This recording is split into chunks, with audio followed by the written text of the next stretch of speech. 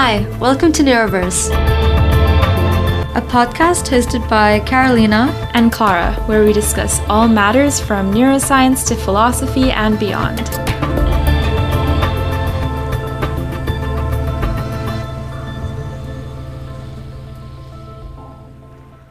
So the topic of today's episode is protein dysregulation in neurodegenerative disorders, and we are joined by an expert in the field, Dr. Estella Newcombe. Estella holds a bachelor's degree in biotechnology and chemistry from the University of Queensland and a PhD in biochemistry and molecular biology from the University of Melbourne, where she studied the interactions and structures of the protein whose mutations cause Huntington's disease, the Huntington protein. She subsequently worked as a postdoctoral fellow at the Queensland Brain Institute, studying the structures of intrinsically disordered proteins, before taking up her current role as a Marie Sklodowska-Curie Fellow at the University of Copenhagen, where she is working in the structural biology and NMR laboratory and continuing research on intrinsically disordered proteins. Thank you so much for joining us today, Estella. Hi, how are you? Yeah, we're excited to hear about your research today. So why don't we start the episode by you explaining a bit about what your research interests are and what exactly you are currently researching? Yeah, so I've kind of been, I guess, a bit of jack of all trades with respect to neurodegenerative disease causing proteins. I started off working on Huntington in my PhD and then moved on to working on the proteins that cause Alzheimer's disease. And then now I work on the protein that causes Parkinson's disease. And so I've kind of gone between like a lot of this basic structural biology, so looking at the exact structures of the proteins and how they interact, all the way through to like mouse models and some, human tissue with Alzheimer's disease. And now I'm mostly like working with the structural biology again, looking at how Parkinson's disease causing proteins interact with other things and whether that increases or decreases pathology. That sounds really interesting. And I guess the fact that you've kind of switched between these different neurodegenerative disorders, is there quite like a common mechanisms that underlie these disorders in terms of the protein structure level? Yeah, exactly. Like you mentioned, the intrinsically disordered proteins. So this is like a real, fundamental thing about proteins is their structure. I think, I guess in the grand scheme of things, it was only pretty recently that people discovered that proteins could also not have a typical structure. So they are not in this alpha helical or this stacked sheet structure. They can actually just kind of be flopping around all over the place, and that still gives them a function. They're not, useless because of that. And some proteins stay like that even when they're interacting, and some proteins form structure when they interact. And one of the key things about neurodegenerative disease proteins is that all of them have this disorder. They have this intrinsic disorder when they're monomeric, when they're by themselves, but during the pathological, event, or when the protein is pathogenic, they actually start to accumulate together and form these higher order structures where basically you have the monomer, the single protein, coming together with a bunch of other stuff as well as more of itself, and forming these big solid aggregated clumps within the cell or even outside of the cell in the case of amyloid beta for Alzheimer's disease. And so, there are real fundamental structural things about proteins that cause neurodegenerative diseases. And that's kind of my main interest, I guess, in research. That's really interesting. And I wasn't that aware that sometimes these intrinsically disordered proteins can then, I guess, aggregate and form these clumps. I was wondering, so what is the discourse regarding intrinsically disordered proteins in the sense of, yes, they do still have a structure and a function. Does this mean that their intrinsically disordered property make them all potentially pathogenic or complicit with neurodegeneration, or is there also some utility for it and some benefits to it? It's definitely not like going to implicitly cause any problems. There are like a lot of proteins that are intrinsically disordered or have intrinsically disordered regions. I think that one of the numbers that is usually floated around is about 30% of the proteome has this sort of intrinsic disorder. Whether that's still 100% true or not is debatable, but that's kind of the main number that gets floated around. There are lots and lots of proteins that have this disorder. I think what's interesting is that all of the proteins that cause neurodegeneration do have it as well. It's basically, if you think about a protein, the structured proteins are kind of set in their structure. They have that and they're floating around like that. Whereas the disordered proteins, it's not that they don't form structure, it's that they're super, super dynamic. So they move around a lot. They're kind of like a strand of pasta in a pot. Like it's just like moving around constantly as the water is boiling. So it's sort of like this dynamic thing. It can incidentally form transient structure, but like usually it's just very dynamic and moving around a lot. And this can then maybe lead to some functions, like they might be able to move around and sort of form hinges or like links between other proteins, or maybe it helps with their interactions. For example, I'm also really interested in how proteins interact with RNA. And so I think intrinsically disordered proteins can interact with RNA like very easily, and they don't necessarily need any kind of motif. They don't need an exact sequence to do so. So it's quite interesting. It gives them a lot of these sort of very variable abilities within the cell. I think it's very cool. So yeah. I'm loving how much this relates to like one of our biggest themes throughout Neuroverse from the beginning of when we started this podcast has been structure and function relationships. And we always talk about like how on top of having a structure and a function, you also have dynamics between different proteins or molecules or neurons across scales, really. And like here, this is a perfect example of how structure influences the dynamics that can be had, which influences function. And yeah, I'm loving it. And I like the pasta example. Yeah. I think it's a great way to visualize it. Yeah, it's kind of hard to conceptualize, I think especially you just think, oh, well, it's intrinsically disordered. That means it just doesn't have a structure. I mean, it can kind of form some structures. It's just that it's moving around so dynamically that you can't actually, trap it in one particular structure, I guess, which makes the structural biology aspect quite interesting because it eliminates a lot of the, typical structural biology techniques like X-ray crystallography. You can't really use that for these proteins because they don't just form that one structure that you can make a crystal and then like it's a snapshot, right? So it's not exactly useful in this situation. So what sorts of techniques do you use to study these intrinsically disordered proteins? I think structure, like if you really want to get down into the structure, you really need to start using a technique like NMR. So that's nuclear magnetic resonance. It's kind of, I guess, using these giant magnets and shining like a pulse sequence through. It gets very technical and very biophysical, so we don't need to get too much into it. But it basically means that you can look at these very dynamic proteins and get a good idea of not just their structure or, like the sort of summary of their structure if they're so dynamic, but you can actually look very closely at different timescales of how dynamic they are. So say if they're moving around, within the microsecond or nanosecond kind of range, or which part of the protein is dynamic.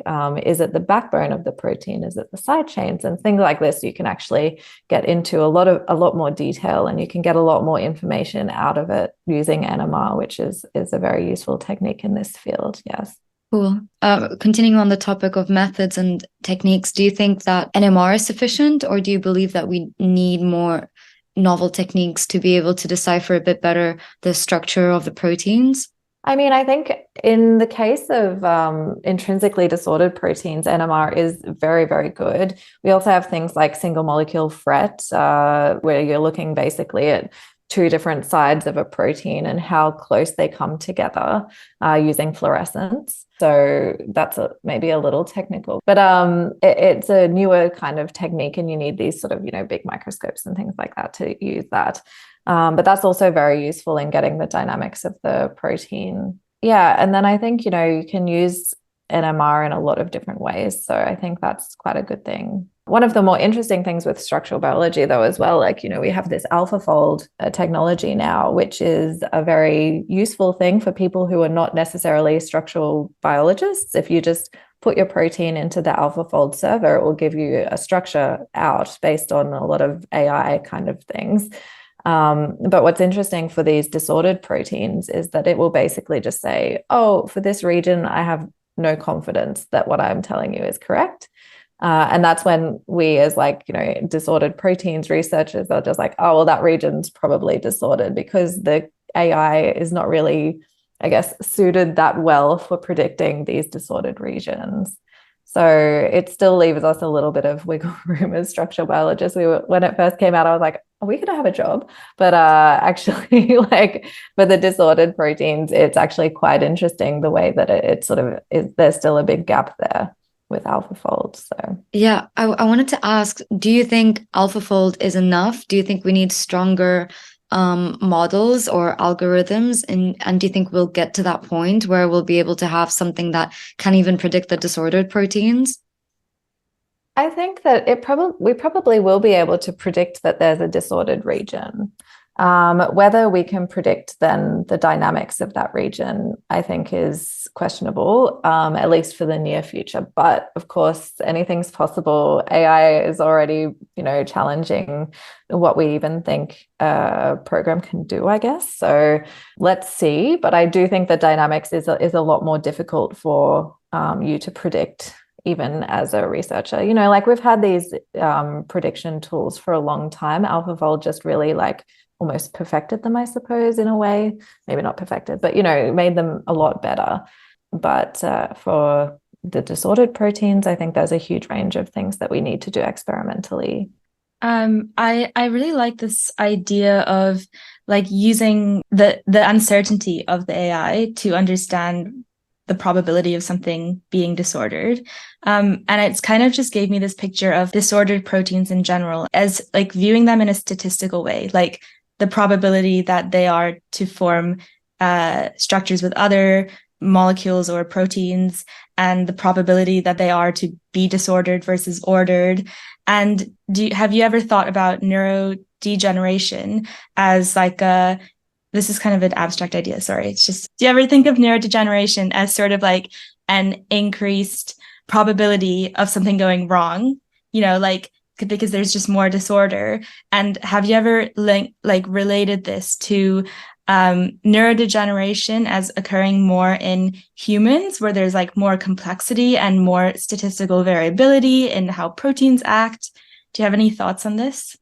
I think that that's a good point. I think that the disorder probably does increase the chances of things going wrong just a little bit, maybe not 100%, but, I think just them being so dynamic, it might increase the chances of them interacting with something that maybe is not necessarily good for that particular, protein to interact with, for example.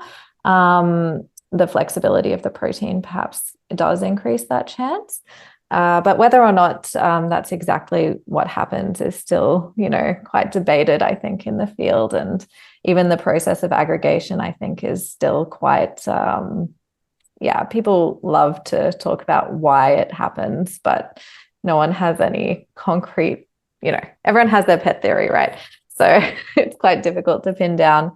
As for whether we kind of evolved to have more disorder or this kind of thing, I'm not 100% sure on the evolution of the disordered proteins, whether or not we started with lots of them and then ended up with very few. This is all very difficult to analyze because, for example, in bacteria, there are almost no disordered proteins. Is that because bacteria evolved so fast that they've moved away from disordered proteins, or are we more evolved because we have disordered proteins? Very, very difficult to pin down because you need so many historical samples that it's just not available. One really interesting thing, though, with Huntington's disease. So in Huntington's disease, it's pretty much the only, or one of the only genetic neurodegenerative diseases. So it's basically a dominant disease. So if you have the gene, you will have the disease. It's not recessive at all. And so that's a really nice model disease to work with, because a lot of the other neurodegenerative diseases are sporadic and people don't know exactly what triggers them. But the reason for Huntington's disease is that it has this sort of, the protein is sort of one length in most people, but it becomes elongated and you have this repeat sequence of the amino acid glutamine. And you have like anyone with above 36 glutamines within their Huntington protein is probably going to get the disease. Anyone with above 39 will definitely get the disease. So it's a very clear cutoff with that. What's really interesting is if you look at other animals with the Huntington protein, they actually have very, very few repeat sequences. So the theory there is that this repeat sequence has sort of like been evolved. And there are a lot of other proteins where that's true as well, where you have like a very short repeat sequence in sort of lower order organisms. And then in humans and higher order organisms, you have like this very, very long repeat sequence. And so that seems to be something that is associated with evolution and complexity. And certainly that leads to a much more disordered protein as well. So it's a complicated question, and I hope the answer wasn't too complicated, but I think it's a very interesting point. And there is obviously something there, but it's difficult then to discern exactly what that means. Yeah, no, that's so interesting. And I really liked the use of that example. But I was wondering if you carry out your research in animal models, or do you like, where do you get these proteins from when you're looking at them under these complex microscopes? Yeah, so I have previously worked on animal models, but at the moment, when you're just looking at the proteins using the magnets or the microscopes, then you're really just using recombinant protein. So in that case, you get to make it in bacteria, and it's quite fast. Okay. To get the proteins from animals, you are not able to get the concentrations really that you need. When it comes into like cell models or animal models, that's sort of more like if you wanted to look at how the protein is interacting in a cellular model. Whereas we kind of have, we draw from research that has used that. And then we say, oh, it looks like it's probably interacting with these other proteins. Then we purify both our interested protein and maybe its interacting partner. And then just as, alone, we can interact those together and see if that interaction does proceed and how it proceeds and how that affects structure and that sort of thing. So you really need to, for this kind of technique, really isolate those proteins out of bacteria, where you can tell them to make like a ton of it and they will. So that's kind of weird for me to hear as a neuroscientist, because we're always like so aware of making sure our model at least represents the system we're studying somehow. So like everything, it's always better when it's, in vivo, like in an actual brain, or at least, an organoid or something like a system that has a circuit in place. So like isolating the proteins and being able to study it in that much detail is kind of strange to me, but nice. Reduce it down to that. Yeah. And I think for me, so before I did my PhD, I worked a lot on neurogenesis actually. And I always got stuck on like the mechanism question. People are always like, oh, cool, you found this thing in cells or in mice, but what's the mechanism? And I was like, oh, I'm like a little naive student. I'm like, I have literally no idea how to answer that question. So that's where I went more into like the biochemistry, molecular biology kind of field, and to these more sort of simple systems, I guess, where you can isolate the protein out and understand how exactly it's interacting with other things. And so then having that knowledge of both, the very simple to the animal models, I think is a really like interesting way to look at neuroscience, because like you can really get down into those mechanistic details in a way that you probably, it is quite difficult to do that in mice, for example. So I think it's kind of a nice, like sort of broad spectrum of understanding how things work, I guess, in the brain. Yeah, I agree. And I think a lot of people criticize a reductionist approach, but I think sometimes it makes a lot more sense, like fully making use of that reductionism and isolating the system to properly understand it, rather than like pretending that you're reducing and in the system as a whole at the same time, and then there's just too many factors involved. And yeah, I kind of relate to you in terms of always wanting to understand the mechanism, which is something that's always a battle as like a molecular, cellular, sometimes systems neuroscientist. But yeah. Yeah, my undergrad is in biochemistry. And so was also I had a very strong mechanistic background and way of thinking, and very much, okay, this is the structure, therefore what's the function? And then we actually had an episode on different planes of understanding where Clara and I did compare our experiences, as Clara as a neuroscientist and mine as a biochemist, in terms of like sometimes I would struggle to look just beyond the mechanism, and because with neuroscience there's so many levels that you need to take into account in, and I feel like there's criticisms with both models, both with reducing it and just looking at the mechanism, and also just working with like a whole animal model and taking into several different factors, not only the genetic lines, whether or not it's ethologically relevant, et cetera, et cetera. And so I do quite miss the quote unquote simplicity, just in the sense of biochemistry, in the sense of like, this is the one little protein I'm working with, and I don't need to worry about all of these other extrinsic factors for now. Yeah. So we spoke a little bit about evolution and how these differences in bacterial proteins versus mammalian proteins.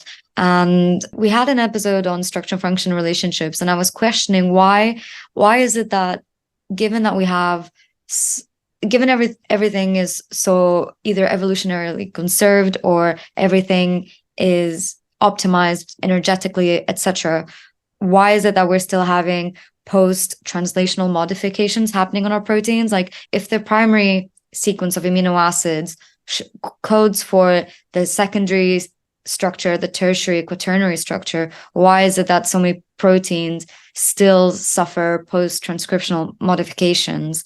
And I was wondering what your opinion is on that. And also I was hoping to get a bit more of an insight into what you think is the impact of phosphorylation in intrinsically disordered proteins, according to your paper. Oh, yeah, that's right. I do have a paper on that. Yeah, so I think phosphorylation, I mean, to me, it's like not really that the protein is, suffering from this. I think it just really like improves the toolkit of what that protein is capable of.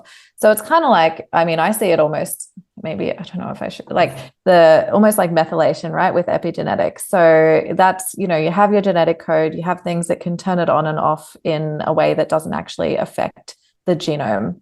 I kind of sort of think of phosphorylation in that way, where, you're really improving the toolkit of that protein.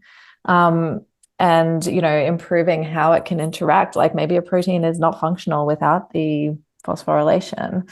So, and then with respect to intrinsically disordered proteins as well, it can have a huge effect on the protein structure and what it can interact with. And that's mainly because you're changing the charge of the protein. So you're increasing its charge, and then you will have its ability to, say, interact with like calcium or something like this, which will be enhanced. So I think that it's a very necessary sort of tool to have for proteins, that they can be changed in a way that doesn't actually affect their core sequence. But yeah, I mean, I think it's the necessary thing. I think it's probably pretty good. With respect to neurodegenerative diseases, not so much. I mean, you have tau, for example, for Alzheimer's disease, which is hyperphosphorylated, that actually causes it to sort of form these tangles and aggregates during neurodegeneration. And I think phosphorylation of alpha-synuclein has also been found to be quite pathological. So I do think that it's quite an interesting thing, and we definitely can't just, not think about phosphorylation. We have to think about it in the sense that it happens in the cell. So if it happens in the cell, then we also need to think about it like in the test tube. So it's definitely something that we look into a lot. Yeah. Yes, I can understand how it can have a lot of advantages in terms of like expanding the protein's toolkit. But I was wondering what your opinion is in terms of why don't the proteins already have the structure they need to have in order to carry out their function? Like why run the risk of having the availability of them undergoing post-transcriptional modification, which can either be beneficial or lead to like more severe consequences in terms of neurodegenerative diseases? Like why run that risk? Do you think it's evolutionarily advantageous? Whether it's evolutionary, like I think as a whole, I would say yes, it is. Say, for example, if a protein is only active when it's been phosphorylated, I think that that's the sort of the cell's way of really controlling the activity of that protein. I think that the process of making the protein is so much slower than just phosphorylating it, right?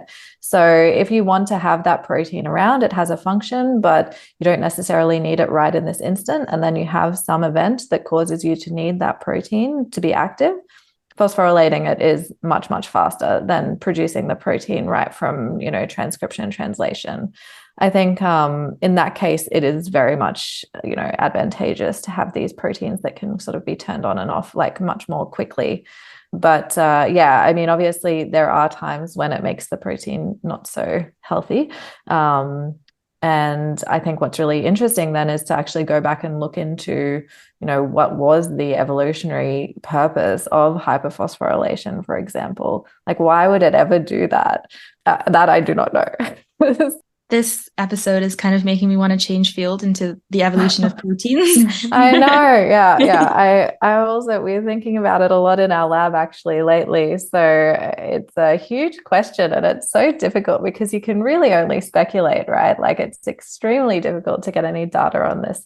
Yeah, and I like the way you said, why would it ever do this? It's so funny for us as like humans, like questioning nature, right? Exactly. Questioning like years and years of finely tuned evolution and just like it doesn't make sense. But it also like raises the question of like how finely tuned is evolution? Like it's almost one of those things of like coordinated falling, I think, where like, oh, I found the fastest, easiest way to make this thing work and I will never change from that, even though it's actually like not actually that efficient. So yeah, I think evolution is a very strange thing to look into. And I think it's a cool question. Yeah, we have some new papers that'll come out kind of soon that have sort of some impact on this, but it's definitely it's a little further removed from neuroscience. That's still super exciting though. We'll be sure to check them out when they're out. Mm-hmm. Going back slightly to when we were speaking about phosphorylation and post-translational modifications, you mentioned methylation as being influenced by environmental factors that can lead to methylation. Yeah, I think it's methylation of like DNA, right? So that's that's like the epigenetics kind of thing rather than post-translational modification. Yeah. Thanks for clarifying. So like DNA methylation, I wanted to ask as well because I noticed some of your papers reference how environmental factors influence the pathogenesis of neurodegenerative disorders, like inflammation and metal toxicity in Alzheimer's disease. And it's interesting that you're coming from the protein level perspective. So could you tell us a bit about what the evidence is for these environmental influences leading to neurodegeneration at the protein level? Yeah, so at the protein level, I think that, I would say that the inflammation and that sort of thing is more like protein-protein interactions that can kind of affect, these neurodegenerative proteins. And this would be looking at it more from like a systemic viewpoint where you have like an event that happens to the body, inflammation is increased, and then that can either like speed up or, reduce other things that happen to proteins. So in that case, usually inflammation that happens is then releasing all of these cytokines into the body, and that even if the inflammation is like, say you have like diabetes or something like this, it can increase the overall inflammation in your body. And then having all of that inflammation, having all of these, cytokines, which are also proteins, can then speed up how quickly Alzheimer's disease or other neurodegenerative diseases progress. So people, this is still being like very heavily researched as well. I think that there's still some debate about how exactly those cytokines are interacting with the proteins, or even if they are, directly, or if it's an indirect effect. But basically, any inflammation can really increase the speed of Alzheimer's disease, for example. So the proteins aggregating is one of the markers that people would use there. Yeah. On a protein level, I think I don't 100% know exactly, like with respect to any post-translational modifications or anything. I would have to look into it. But yeah, I think that in general, inflammation is really a key driver of disease, not just neurodegenerative, but a lot of diseases. Yeah. Yeah. And how is it in terms of like the relationship between inflammation and neurodegeneration in terms of susceptibility? So if you have more disordered proteins, then are they more likely to be influenced by inflammation? Or is it like, the other way around where inflammation increases disorder somehow? Yeah, so it's not so much going to affect the prevalence of the disordered proteins at all. They're kind of just there and just doing their normal thing. Most of them are totally, innocuous. They're not doing anything wrong. They're just like doing their normal functions. And so, just having more of them won't probably lead to any issues. But when it comes to inflammation, if you do have like susceptibility to have a neurodegenerative disease, say you have a mutation in one of the proteins involved, then having more inflammation in your body can increase the chances that that protein is going to behave, in an incorrect way, start to aggregate or start to become toxic. So just, the fact that they're disordered, I don't want like to malign disordered proteins. They're not inherently bad or anything. It's just that they can, turn bad when you have like these other impacts on them. And when they're in this sort of very specific situation that causes their aggregation. And exactly, again, like what that situation is still technically not really known. So it's quite difficult to pin it down. Inflammation is so interesting though, because it's involved in so many different diseases, and it's almost like a vicious circle when it comes to neurodegeneration, because the aggregated proteins actually can cause more inflammation, which then in turn can cause more aggregated proteins. And it's quite a difficult thing to address, because a lot of the drugs, for example, for Alzheimer's disease have tried to focus on inflammation and have failed. So exactly what is going on there is like a very, hot question, I would say. Yeah, very interesting. I wanted to ask whether localized environmental changes like pH or ionic strength influences phosphorylation events, and whether this can contribute to pathogenic states. And the reason why I asked this question is because we recently had an episode on biomimetics and how there's some really cool technology about delivering drugs or other nanoparticles to specific desired action sites that can then potentially address the environment or the misfolded protein. And do you think that this could be a potential therapy? And what is your opinion on localized environment and potential therapies addressing protein misfolding? Yeah, I think that could be really interesting. A lot of the different neurodegenerative diseases have like a quite localized start, like in, one part of the brain versus the other. And so if you were able to target neurons from, say, for example, the hippocampus versus neurons from the amygdala, that would actually be very helpful. When it comes to, like pH and this sort of thing, you definitely need a bunch of conditions for phosphorylation to occur. So you often need some accessory like ions like calcium, which is also very important for signaling in the brain. So that's a very important thing usually for the phosphorylation of proteins. So you definitely need the conditions to be correct for that kind of signaling to occur. Yeah. And do you think that there's any interesting technologies or therapies coming up that could potentially address protein misfolding problems or aid in slowing down neurodegeneration? Maybe it's I'm quite far removed from the treatment aspect of this, and certainly more what you hear is just drugs failing, and they'll get to like stage 3 and then everything will fall down, or even if they get released, they barely do anything. A lot of it is just treating the symptoms. I think that until we get like a really good way of diagnosing the diseases before people actually, have Alzheimer's disease in their brain for 10 years before they're like showing any symptoms, for example, like what are you meant to do at that stage? It's quite difficult. You can definitely treat the symptoms and try to help with like reducing any further neurodegeneration. But it is actually quite a difficult thing when you think about how long the disease has progressed up until that point. So with respect to drugs, I think that the anti-inflammatories have promise, but that has not been met yet, I guess. People haven't really had that much luck with them, but perhaps that's just that they're targeting the wrong thing.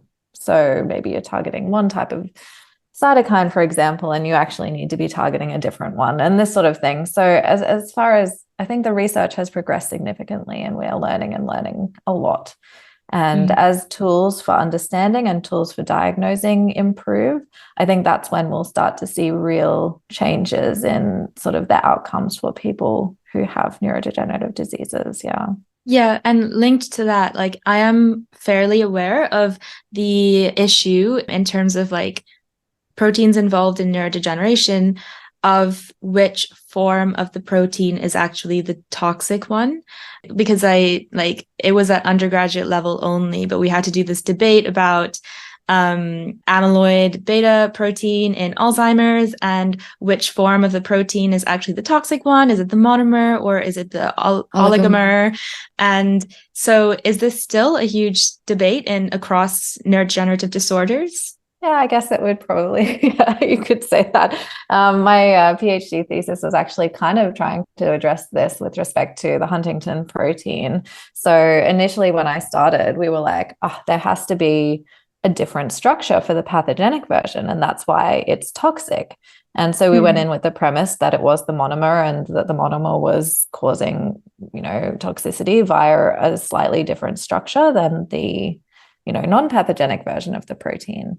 But actually what we found is that the proteins are extremely similar in structure. So it was not forming a separate toxic structure, but what it was doing is that it sort of formed this like, I guess, tadpole-like thing where you have like a lot more interaction within the sort of start of the head of the protein, and then the tail was still doing the exact same thing in both of the proteins. So it was not a different structure necessarily, but the dynamics of the structure were different. So I think that was a very interesting sort of insight, I guess, into, okay, yeah, it's maybe oversimplifying things just to say that there's a toxic structure and that does everything.